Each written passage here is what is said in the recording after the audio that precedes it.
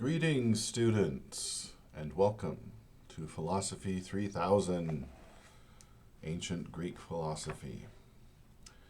I am your instructor, Dr. Jeffrey Ogle, and I'm happy to join you on this journey.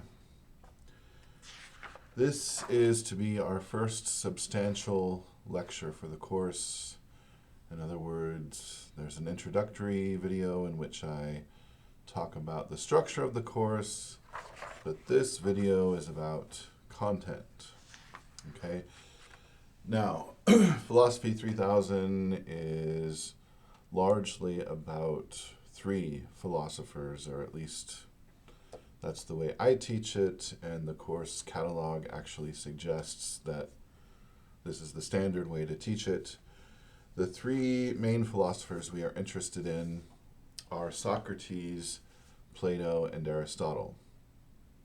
Okay, but in this video and the next one, actually, I'm going to back up.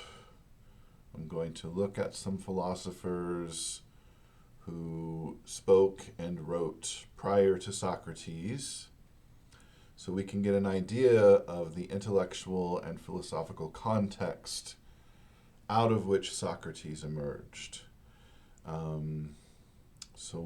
We want to look at the origin of philosophy, what kinds of conversations people were having about philosophy, about philosophical topics, what those topics were, so we can see what Socrates was responding to.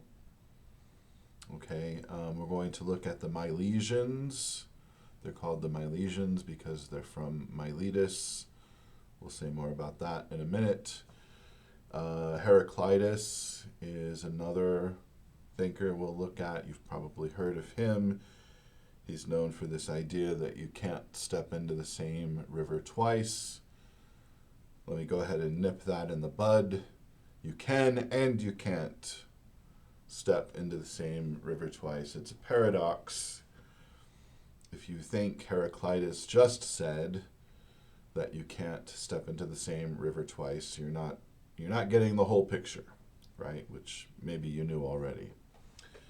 Okay, and then Parmenides is the other philosopher that we want to look at. Parmenides is a great rationalist, right? And he sort of brought previous philosophical currents to a head and created these amazing arguments that have really stood the test of time in the sense that they're still of interest.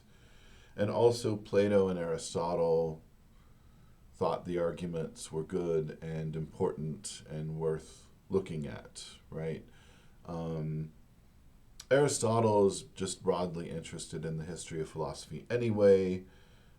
Plato is more selective, and Plato definitely thinks Parmenides is important. Okay.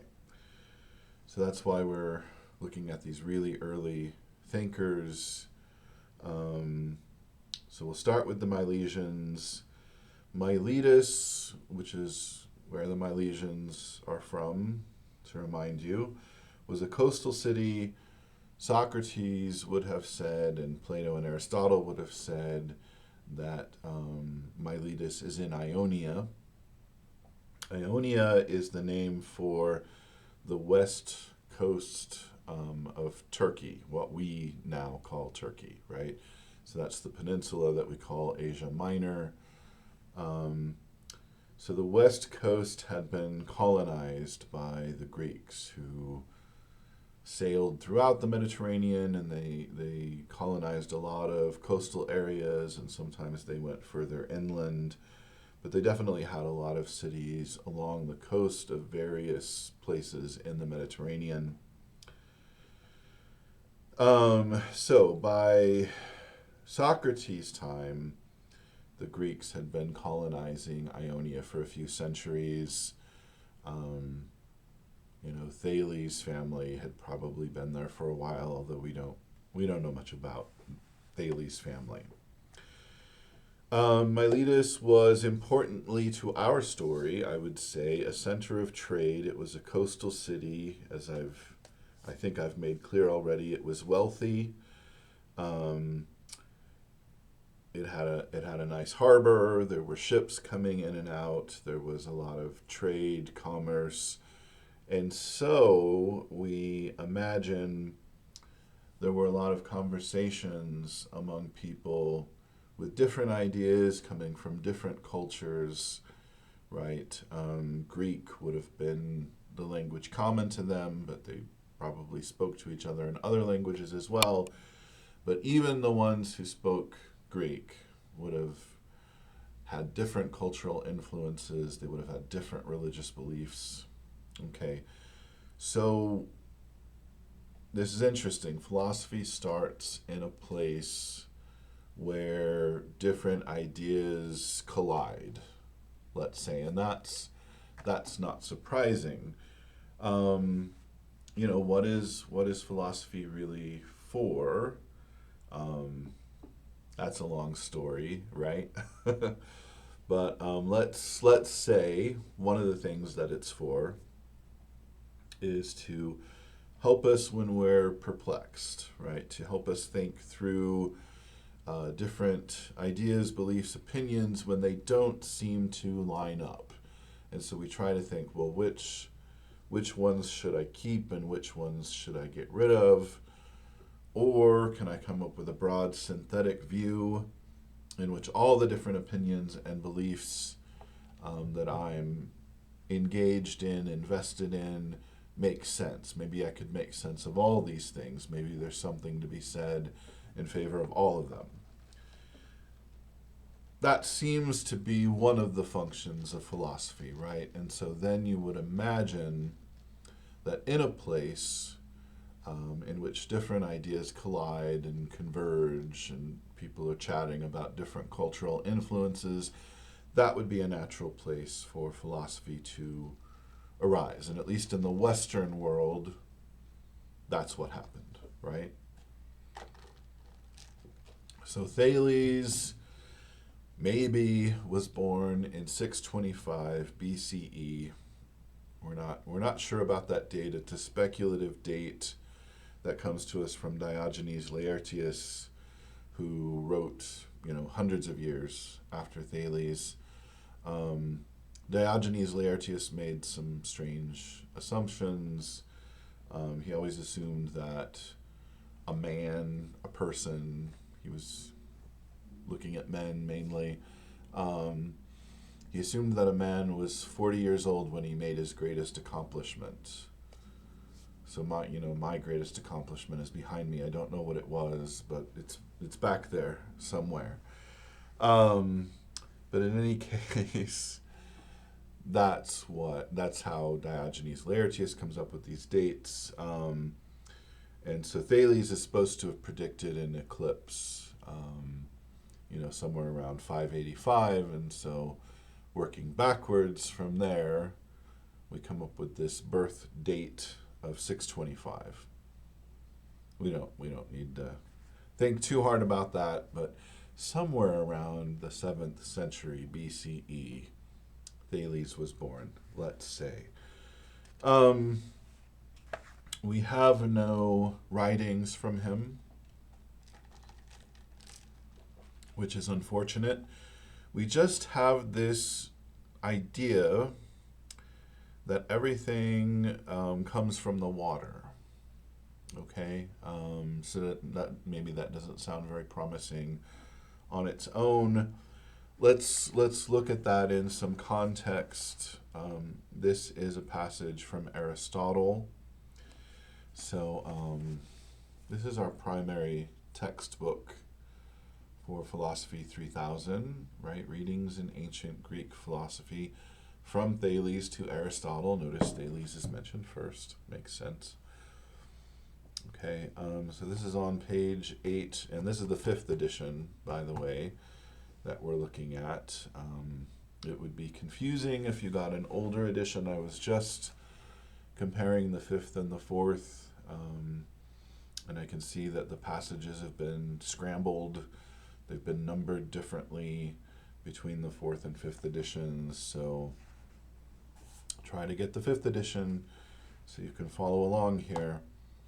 Anyway, this is passage 3 in the 5th edition. Passage 3 under the name Thales. Again, we don't have works by him. We don't have anything that we would think of as a quotation. This is just Aristotle reporting on what Thales believed, and we don't really know what sources Aristotle was looking at.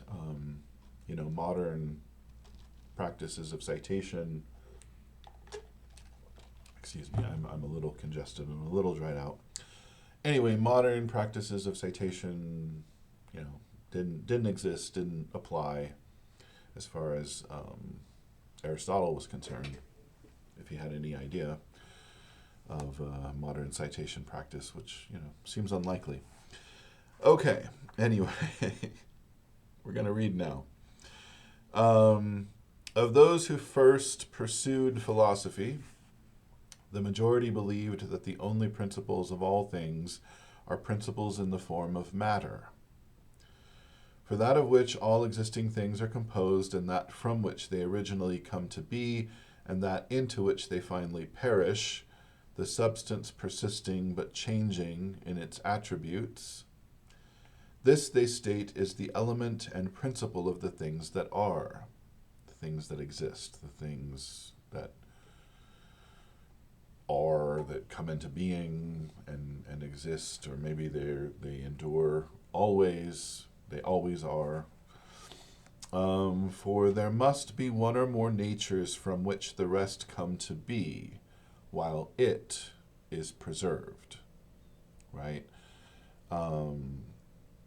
So there are things that are, and the Milesians were trying to think about the principles of the things that are, what really governs the things that are. And here Aristotle is saying that the Milesians were materialists, and they thought there must be one or more natures from which other things come to be, come into being.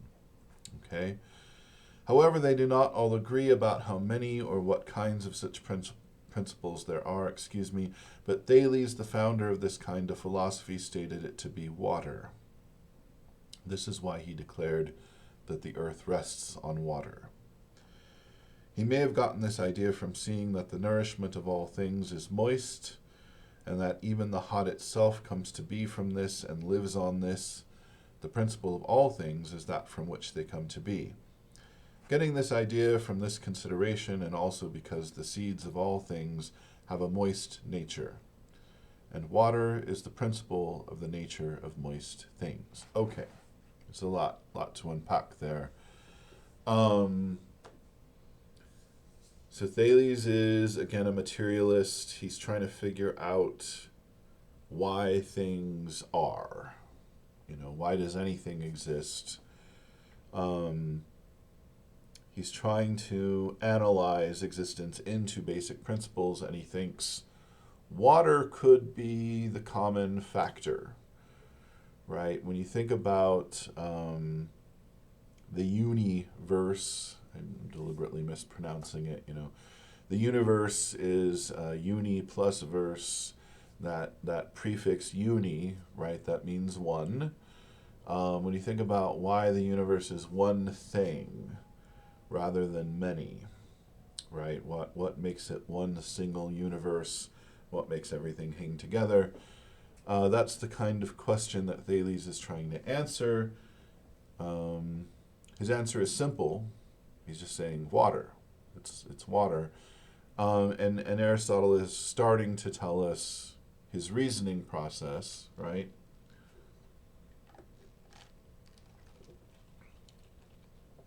He mentions that Thales thought the earth rested on water. Think about him living on the coast and looking out at the sea, right? It looks like, and hopefully you've been to the beach, you look out at the water, and it looks like the land is coming up out of the water. That's your perspective from, the coast. So you can imagine that you keep going downward. You get out far enough into the ocean and you keep going downward, and there's nothing but water. You could easily imagine or speculate that the Earth is just floating on this body of water, right? And so that's what Thales has done here. He's made a speculation. So he's the first philosopher and he's the first scientist, is the way we tend to see him, right? Because on the one hand, he's a material monist, right? A monist means he thinks there's one substance rather than many substances. The substance is water, right, in his case. And water is material. It's a material substance that we can observe in the universe, so that's what makes Thales a material monist. And that is how we still do science. We take material monism for granted. Maybe we're not sure what the material world is exactly, like, is it strings at the bottom, or are there smallest particles there? But scientists do assume material monism is correct in practice. They don't have to in their personal, private lives, but when they're practicing science, they take material monism for granted. So Thales comes across as the first scientist, but also, this is a big metaphysical, speculative claim he's making. He can't verify it. He doesn't have the right tools. So, if we want to separate physics from metaphysics, one thing we could say is, well, metaphysics is not empirical. It's speculative. It includes principles that can't be empirically proved. And Thales, in his time, is giving us a broad principle to explain the universe that can't be empirically proved, right? Nor at the time could it be disproved. Let's say it has been disproved at this point, but Thales was in no position to disprove it, and I was trying to argue that he's got good reasons for his belief. He's got some reason to think that the Earth is floating on the water. He's got some reason to think that the Earth could have emerged out of the water earlier in time. That gives him reason to think that the Earth formed from the water earlier in time. And then, as Aristotle is saying in the passage, these are, sorry, I said these, but you don't know what I'm referring to. There are moist bodies living around us. We're included. If you look at seeds, they tend to be moist and have moisture in them. Aristotle knew a lot about biology. He studied organisms quite a bit. And so on the basis of his biological observations, he's saying, well, living organisms tend to participate in moisture, right? And so that must have been one of the reasons Thales thought everything is made of water. So we don't know as much as Aristotle makes it seem as we know. If we could consult Aristotle's sources, we could be more sure about what Thales believed. What we know for sure is Thales said everything is water. Is there definitely a genetic claim here? I'm not sure. We're not sure. In other words, did everything form from the water? Well, it seems to be part of what he's saying. And he seems to be saying everything is made of water. So there are two different claims there, and we're not sure whether Thales was making both. I would say Aristotle's take on Thales makes it sound as if Thales was saying both, but it's hard to be, well, I guess at this point, impossible to be Sure. But because Anaximander and Anaximenes, who came after Thales, were trying to find a principle from which everything arose and of which everything continues to consist. It continues to be made of this thing. So they resolved the ambiguity. They were explicit enough. We'll assume that was true of Thales in our ongoing discussions here. Okay, so yeah, there's an ambiguity. When you say everything is water, are you saying it came from water or it is water currently? Let's say Thales was saying both. Okay. I think that's enough about Thales. We seem to have some grasp of his significance.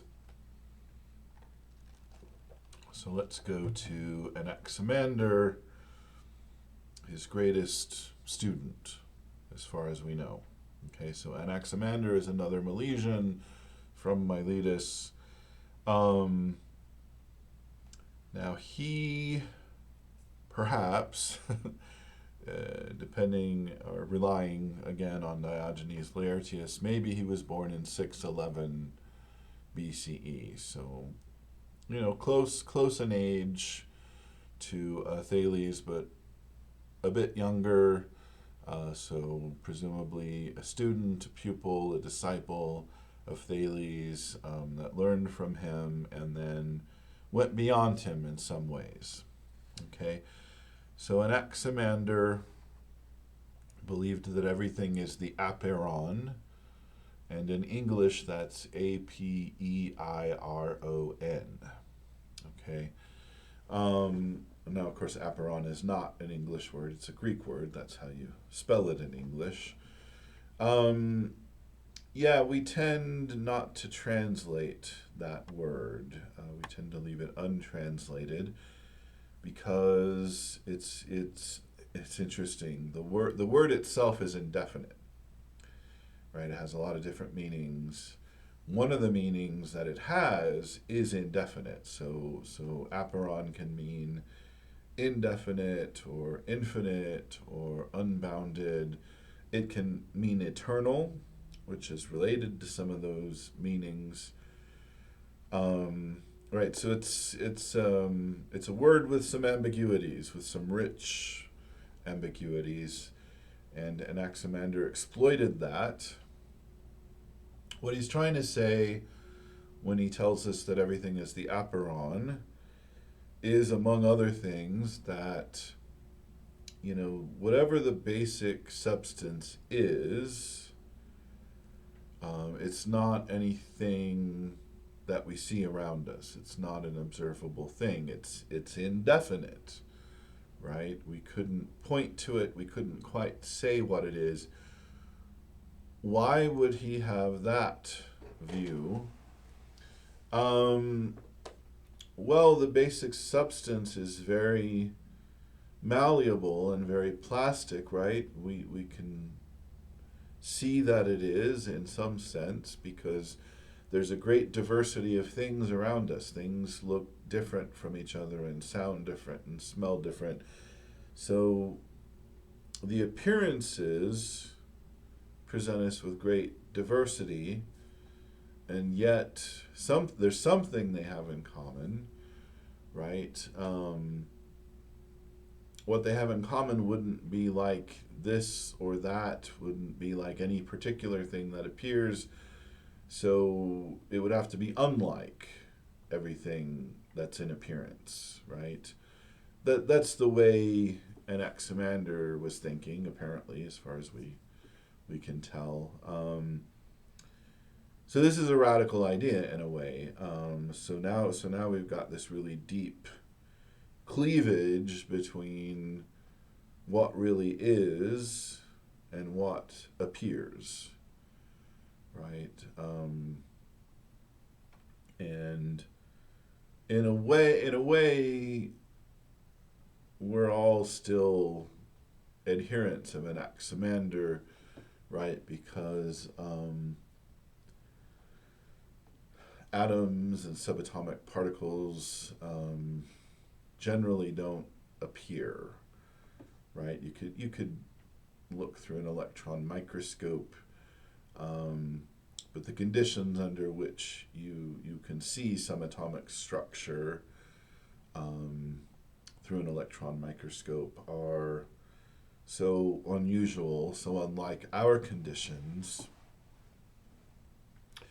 that you could definitely have some doubts about how what you see through that kind of microscope and how things really are at that level diverge. You could have some doubts about that. You could have some concerns about that.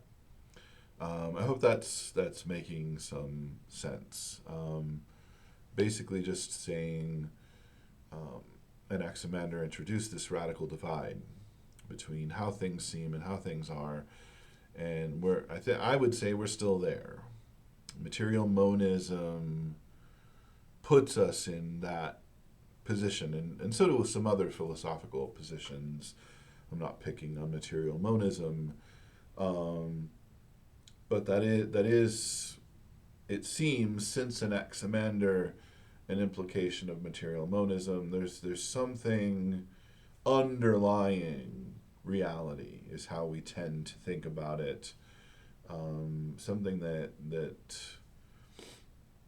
is deep and malleable and accounts for what is, but it's so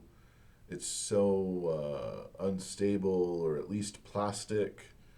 Its tendency is to become something, stable that we can observe.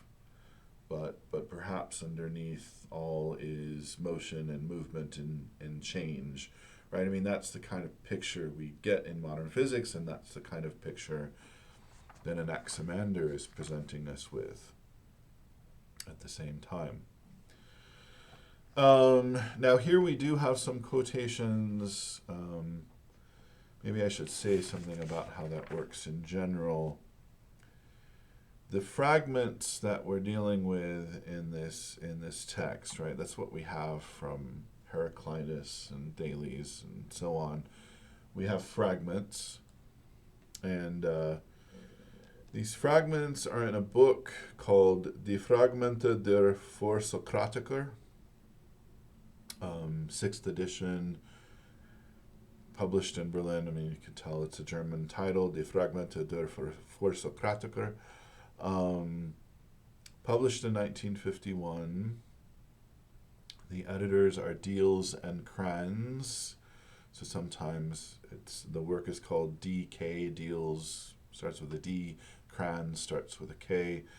So sometimes people could talk about the D.K. fragments. Anyway, that's where these fragments come from, and if you get an A fragment, like the fragment that we read from Aristotle about Thales, that's 11A12. Okay, so 11 is Thales' number. They've assigned the number 11 to Thales. Every philosopher gets a number. Every passage gets a number, so there's a passage that they refer to by the number 12, and then the A means that this is testimony, right? It's a report. This is what Aristotle is reporting to us. There are only A fragments when you look at the material for Thales. When you look at Anaximander, you do get a B fragment right there at the beginning, and that's supposed to be quotation, right? And if you look at it right now, if you look at page 9, you'll see that the first passage from Anaximander is 12A9 and 12B1 put together. So there's a quote in there somewhere, but we're not even sure what the extent of the quotation is, right? So So we're in a slightly better position with respect to Anaximander than we are with respect to Thales, but not much better. Okay, so that said, let's look at some more specific interests. So we understand that everything is made of the Apeiron and comes from the Apeiron. Let's look at passages 10 and 6 is what I have written down, so we can appreciate some of the broad interests Anaximander had. Passage 10, on page 10, says this: he, that is Anaximander, also declares that in the beginning humans were born from animals of a different kind, since other animals quickly manage on their own, and humans alone require lengthy nursing. For this reason, they would not have survived if they had been like this at the beginning. Okay, so he's interested in how life arose, and he's imagining human babies just popping into appearance, and he's realizing that they couldn't survive. And so he suggests, and he has other passages where he fleshes this idea out more, he suggests that somehow we emerged from other kinds of creatures, which is interesting. All right? So that's the idea. It's not the idea of natural selection, obviously, but it's the idea of evolution. He's not sure what's driving evolution, but he's got some notion that humans couldn't have emerged right off the bat. He's got some reason to think they must have come later, right? And this is the 500s BCE, so that's interesting that he thinks that. Other pre-Socratic philosophers had some ideas about evolution too. They just didn't have the idea of natural selection. That was the Darwinian mechanism that was needed to really give a reliable account of evolution. Okay, and then passage 6 is on page 9. Here's what Anaximander said roughly. This isn't quotation either. The earth is aloft and is not supported by anything. It stays at rest because its distance from all things is equal. Parmenides says something like that as well, but Parmenides has the arguments worked out a little better. The earth is in the middle. That's how it seems, right? When we look up at the night sky, it looks like we're in the center of the universe. So that was a common view, obviously. And then Anaximander just wanted to explain why. Well, it stays at rest because its distance from all things is equal. There's not an elaborate theory of motion here, but the Greeks generally thought that like was attracted to like. So here's the earth, and anything that is akin to it, anything that it's like, is at equal distance in all directions, right? So it's got the earth's got no reason, no motivation. It's personalizing it a bit too much, but no reason to move, right? Since anything akin to it, if that's what's causing motion, probably Anaximander thought that. That just doesn't give it any reason to move because, again, whatever is akin to it, it's the same distance away in every direction. So it just stays in the middle where it started. The Earth's shape is curved round like a stone column. We walk on one of the surfaces and the other one is set opposite. So he realizes there's some circle, things are circling around the Earth, but he also thinks we must be on a flat surface. How else could we stay? I mean, there's no theory of gravity, obviously, so he imagines we're sitting on top of a column, right? And then, of course, there's some opposite surface below us, below the column that we can't see. The stars come to be as a circle of fire separated off from the fire in the cosmos and enclosed by dark mist. So separated off is a term that Anaximander likes to use. What does it mean exactly? Well, I'm not sure. He gave a technical definition. If he did, we don't have it. But things tend to separate. Fire was seen as less dense than other substances. Why was it seen as less dense? Well, flames flicker upward, right? Just like water, if you exhale underwater, the bubbles go up, right? The air coming out of your mouth is less dense than the surrounding water, so it goes up. Flames flicker upward in the air, so it's lighter, it's less dense than everything around it. So when we talk about the fire separating off, we could imagine, it seems to be suggested that it was in the middle, but it had to go outward, right? And from Anaximander's point of view, it still goes outward when you light a fire. There are vents, certain tube-like passages at which the stars appear. For this reason, eclipses occur when the vents are blocked. So there's a sphere of fire out there, or maybe a circle of fire. A circle of fire. A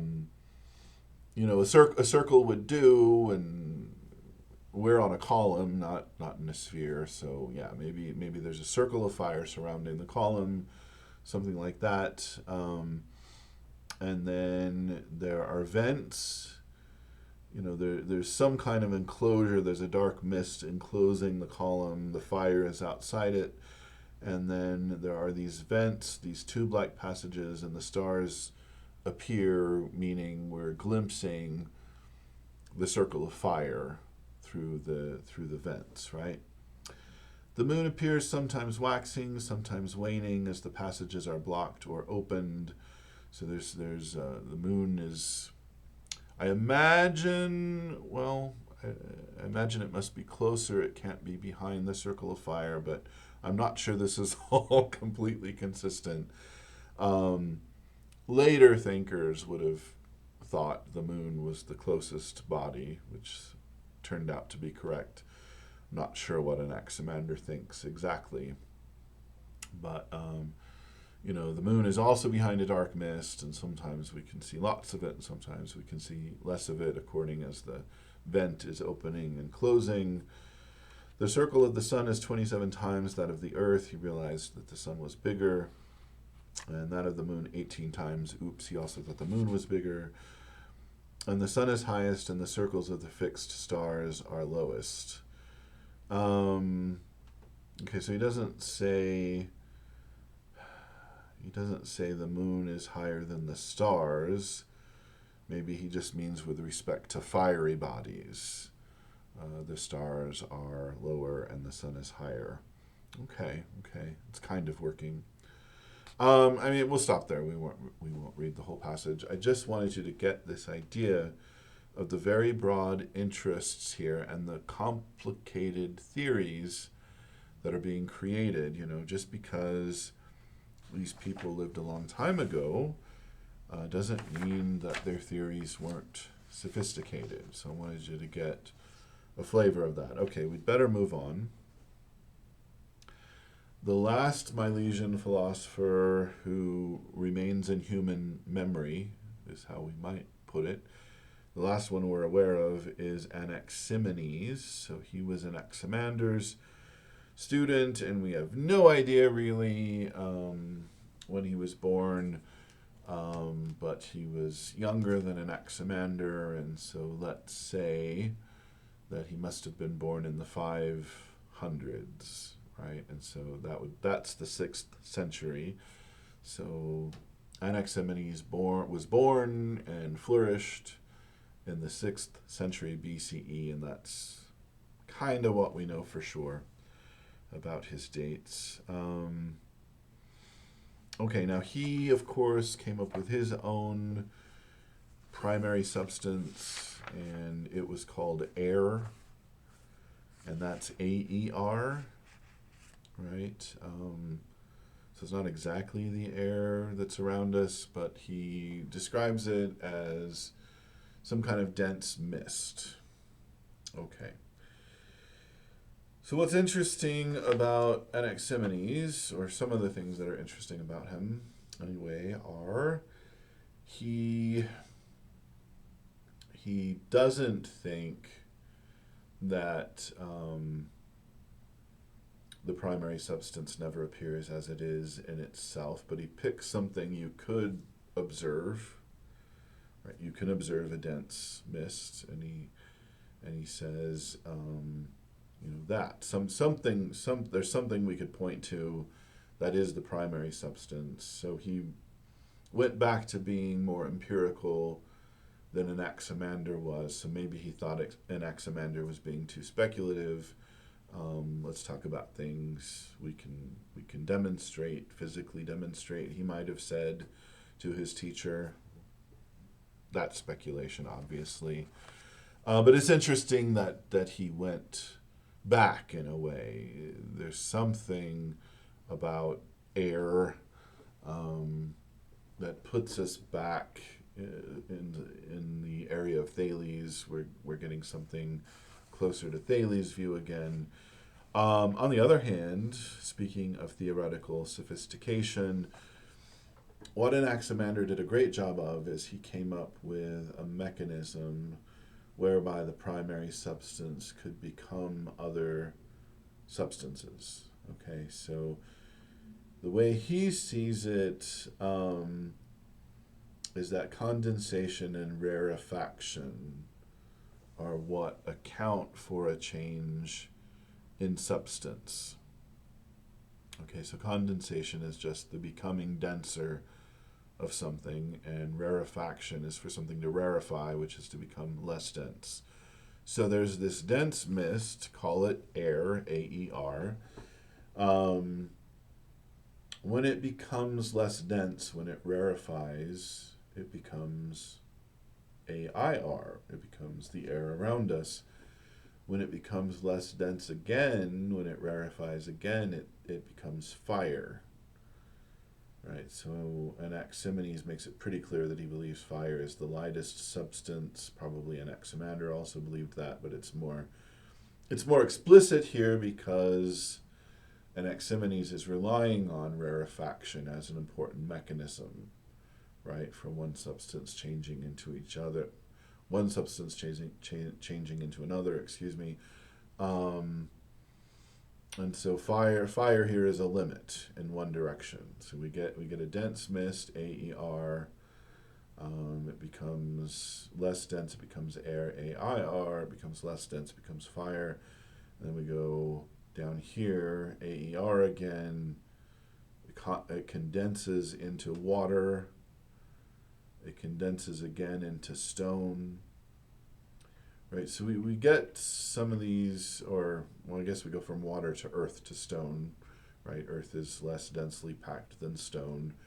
But in any case, what we're getting is a picture of the basic elements, but then the basic elements come out of the dense mist called air. Right, so air must be the proper state of the primary substance. I'm not sure how to flesh that out. Anaximenes might have thought that when there's no motion and when there's no applied heat and no applied cold, he probably thought of cold as having a substantial existence of its own. So cold would be something that could be applied, just like heat could be applied. We don't think that way anymore. Probably Anaximenes did. Anyway, there's some kind of neutral state. Let's say when there's no motion, when we have a neutral temperature, neither cold nor hot, then the primary substance is a dense mist. That's the form it takes. Okay, so he probably believed something like that. Anaximander and Anaximenes both believed that motion is eternal. Motion keeps things stirred up so that the primary substance can become other substances. So it's not enough to have a primary substance. Something has to drive the change, and it's not the primary substance itself. Right? So both Anaximander and Anaximenes believe motion is eternal. This is clear in passage 4 from Anaximenes. I'll read the passage. Anaximenes declared that the principle, that means the primary substance, is unlimited air, from which come to be things that are coming to be, things that have come to be, and things that will be, and gods and divine things. The rest come to be out of the products of this. So either things come from unlimited air directly, or they come from unlimited air indirectly, because they come from the immediate products of the air at some later date. That's what we just read. The form of air is the following. When it is most even, it is invisible, but it is revealed by the cold and the hot and the wet, and by its motion. It is always moving, for all the things that undergo change would not change if it were not moving. So that's what I was suggesting a minute ago. Something's driving the change. Anaximenes says it's motion. For when it becomes condensed or finer, it appears different. For when it is dissolved into a finer condition, it becomes fire, and on the other hand, air being condensed becomes winds. Cloud comes from air through felting, which is again a condensation, and water comes to be when this happens to a greater degree.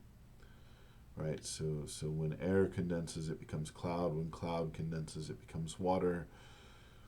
When condensed still more, it becomes earth, and when it reaches the absolutely densest stage, it becomes stones. So the densest is stone. Okay, anything else we want to read here? We'll read one more thing, and then we should move on to Heraclitus. So let's look at passage 8 on page 11.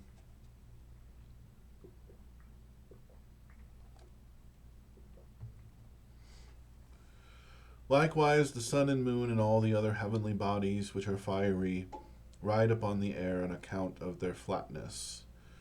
The stars came into being from the earth because moisture rises up out of it.